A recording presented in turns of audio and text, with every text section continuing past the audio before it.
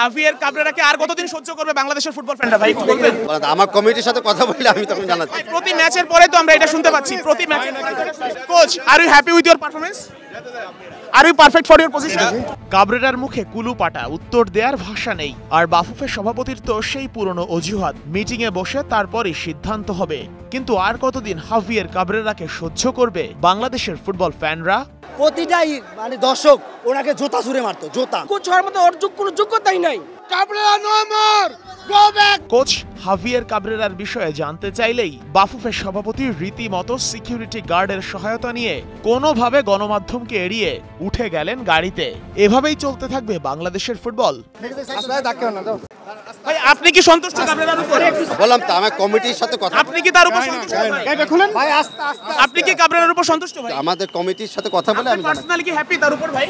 কথা বলছিলাম বাফুফের সভাপতি তাভিদ আওয়ালের সাথে, তার কাছে বারবার করে জানতে চাওয়া যে তিনি আসলে হাভিয়ের কাবরেরার পারফরমেন্সে কতটা খুশি। আসলে তিনি উত্তর দিতে পারেননি। আসলে উত্তর দেওয়ার মতো কিছু নাই। কোচ হাভিয়ের কাবরেরা দিনের পর দিন যে পারফরমেন্স দেখাচ্ছেন বাংলাদেশের হয়ে, এটা আসলেই দুঃখজনক।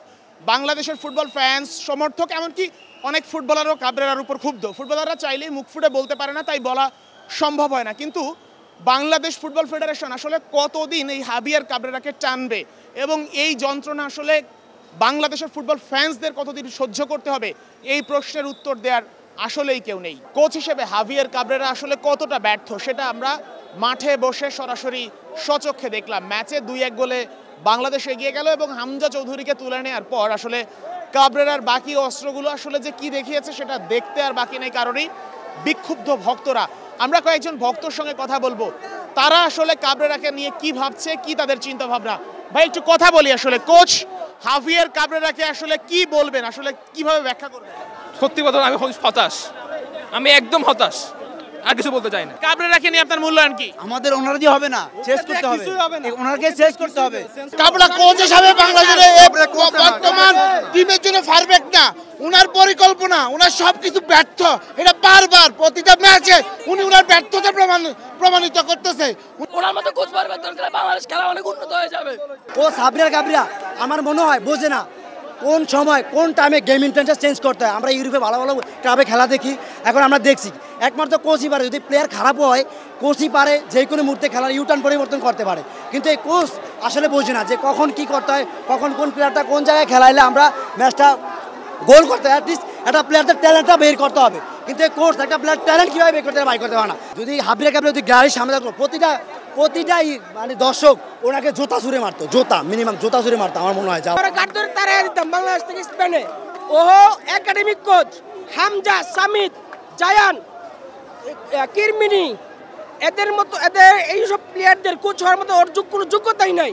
পদে পদে কাবরেরার ভুল ছিল এবং সেই ভুলকে আসলে বাফুফে আজ পর্যন্ত লিগালাইজ করেই যাচ্ছে।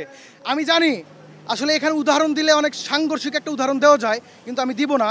যে আমি কন্টিনিউয়াসলি ভুল করতেছি, সেই ভুলটা যদি আমি না বুঝি শেষে কিন্তু ভাই বাংলাদেশের মানুষ কিন্তু বিপ্লবী, কিন্তু ঠিক আছে, এই ফুটবল ফ্যানরাও কিন্তু বিপ্লবী হয়ে বাফুফের উপরে চড়াও হতে পারবে। কোচ হাভিয়ের কাবরেরার উপর ভক্তরা কতটা বিরক্ত সেটা তাদের কথা শুনলে বোঝা যাচ্ছে। বাস্তবতা হচ্ছে কাবরেরা বাংলাদেশের এই দলের কোচ হওয়ার যোগ্যতা রাখেন না এই মুহূর্তে। আর ঠিক এজন্যই হংকং চায়নার বিপক্ষে শেষ মুহূর্তে গোল খেয়ে হারতে হয়, কিংবা নেপালের মতো দলের বিপক্ষে শেষ মুহূর্তে গোল খেয়ে ড্র করতে হয় ঘরের মাঠে। এর চেয়ে হতাশার আর কিছুই হতে পারে না। Sheikh Ashik, star news, Dhaka.